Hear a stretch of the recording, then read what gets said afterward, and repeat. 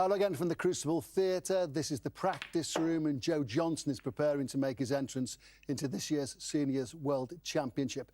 Joe was the world champion approaching 4 decades ago, and he'd love to double that up with a Seniors World title success.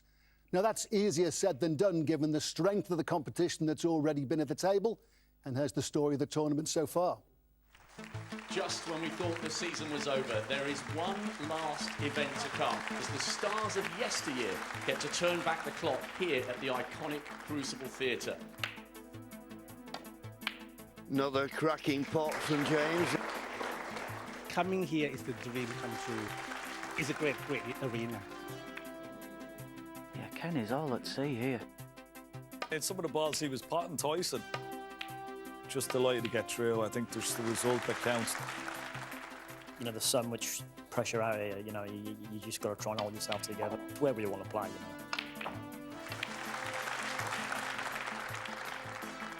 know. He has no problem with that, forcing it. Look at that shot. Brazilian is through emphatically 3-1. Pull off one good long pot. Of course he can. But win is a win, and I'll take it, and I'll be ready for tomorrow. Hold on to your hats. Here comes the whirlwind, Jimmy White. It was a bit awkward for me. I didn't feel good, but I was, you know, obviously delighted to win, and hope I can play better in the next match. Jimmy White had to survive something of a scare to get through to the quarterfinals. An overload of experience tonight to watch the snooker. Ken Doherty and Neil Folds. Ken still in the tournament, of course, and who knows? Who knows? Will he be playing Jimmy in the final at the weekend? Jimmy did have a scare today, Neil, didn't he? He did, because he was 2-0 down, and Andrew Norman had made a great clearance to go 2-0, and he looked like he was going to do exactly the same in frame 3, but he missed a black off the spot. It was the first mistake he made. It kind of changed the game, and Jimmy, in the end, got over the line. He said he hadn't slept very well the night before. I think he'd almost run his race with nerves, he said, and he looked a bit tired, but he got the job done. But it took him the whole duration of the 5 frames, really, and I think he's a very relieved man because he takes it all very seriously. He knows he should have been beaten, but eventually he fell over the line. Ken, what did you make of Jimmy's performance? And I have to say, true pro that you are, would you rather Andrew have won?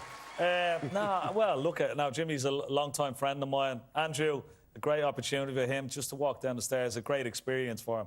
And, of course, to play, I'm sure, one of his heroes, Jimmy White. He had him on the ropes, there's no doubt about that. But I must say, you know, I know when he missed that chance of the black ball, but Jimmy, I think, really dug deep, you know, to dig himself out of a hole there. And he put some good balls in frame 3 and 4, and then that last dramatic frame, it could have gone either way. Do you think when you get over something like that, maybe, as Jimmy said, get a good night's sleep, you come again, you're actually stronger for having survived the scare? Absolutely. That was always going to be a potential banana skin for Jimmy, and he'll be mightily relieved, and I'm sure there's plenty left in the tank. He's been practising here all throughout the championships, any chance he's got, so I'm sure that will come to the fore in his next match. Yeah. Neil, Tony Drago's through. Michael Judge had a crack at it. Tony was very emotional. I know he's had some family issues to consider, not been able to practice much, but he's through, and he's great for the game. He is. Listen, Tony Drago is one of the great people in snooker. It's a real roller coaster with Tony, you know. The wins and the defeats, there's the highs and the lows for him mean an awful lot, but I tell you what, you still see the touches that he used to have. He's still got those, you know. He can still play the game. Right, let's take a look at the draw. There's the state of play. Jimmy White is through, and he's going to play the Brazilian Igor Figueiredo. Stuart Watson beat Tony Knowles and goes in against Tony Drago tomorrow. Joe Johnson and Barry Pinches, that match is on the way. Winner will play James Wattener. And Darren Morgan or Dechua Punjang through to the quarterfinals, and then we'll play Ken in tomorrow's quarterfinals. So, great night ahead. Joe Johnson against Barry Pinches. That's the first match that we're going to be watching tonight. And then the final match in the round of 16, Darren Morgan, who knows his way around the snooker table, against Dechua Punjang of Thailand. Joe Johnson, when he won the title all those years ago, how much of a shock was that, Neil? You played in that tournament. Well, I did. Actually, it was a shock, but the next year he did exactly what Ken did. They came the closest to breaking the Crucible curse. He got to the final the next year, knocked me out in the semi-final, and Ken, of course, won it, and the same thing happened. He got to the final, so it was a shock. But I think once he just got used to winning here, he was like an inspired player, you know. Yeah, yeah. And when we look back and look at the careers of top pros, how should we remember Joe? He's still playing the seniors, but when he was on the pro circuit, what should we say about Joe's career? Well, I think he's still practices very hard, takes it very seriously, but no one will forget that year when he won here in '86, you know, and he beat Steve Davis in the final of all people. So he's got it in the book. He's got his name on the trophy. Yeah, it was an inspirational, I think, win, you know, because Steve Davis was almost unbeatable here, and nobody would have given him too much of hope, but he potted his way, didn't he? All the way, went for his shots. A bit like, it reminded me of a modern day Luca Brissell and the way he played in the championship. And Joe Johnson was an inspiration, there's no doubt about that. And I used to love his shoes. I don't really remember his shoes, but he always had these fancy shoes, and he still has them. And like you guys, he's sort of good at the table. He's good in the television studio and the commentary box, isn't he? Of course he is. He's a lover of the game. I mean, Dennis probably softened up Steve Davis in '85 in that final, and Joe just took advantage of it the year later. That's what really happened. That's what Dennis might tell you. I have to say, Barry Pinches has had a great career in snooker. High respect, lots of respect for Barry's career. Yeah, absolutely, yeah. I've known Barry for, the best part of 35 years, on the Pro-Am circuit, you know, when we were just amateurs playing, trying to get on the pro circuit.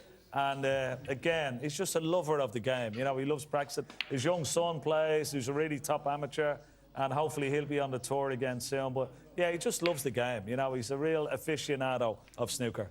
He's a big Norwich fan, and they've got big semi-final. I did just sort of jumped out. Somebody told me he was a big Norwich fan. So obviously Sunday could be a great day for Barry. Who knows what's going to happen at the snooker table? Absolutely. And of course, the other thing about him, he's apparently gone off to Q School. I saw his name on the list for Q School again, Barry. So he's not finished. Yeah, he wants to get back on the tour again. So that'd be nice. OK, let's hear from both players. They've been talking to Rob Walker. Joe, this is a really intriguing match between you and Barry. You've got more than 50 years professional experience between you. Yeah, we have, haven't we? And, yeah, I know Barry. Played him a couple of times, and great player, still on the tour. And I'm looking forward to playing him. We're looking forward to watching, and you'll have the benefit of the home crowd. What does it mean to you that the World Championship, the showpiece event of our sport, is still in your home county? Well, I hope it never moves, because it's such a special time when I won the championship. I mean, half of Bradford must have been there. Certainly most of Yorkshire anyway. So I don't ever want it to move from here. There's so much heritage, you know, with the... and so many memories. Good ones, bad ones, you know. I mean, if you think about Steve missing the final black and then Dennis potting it, you know, it's the ecstasy and the agony, isn't it? So... yeah, there's many memories, and I don't want it to move. Barry, I can't believe it's 33 years since your Crucible debut back in 1991. Yeah, that's incredible. I mean, I can't remember too much about that, if I'm being honest. I know I lost to Terry Griffiths, and I think John Parrott won the tournament. But, yeah, that was a long time ago, yeah. Yeah, good times.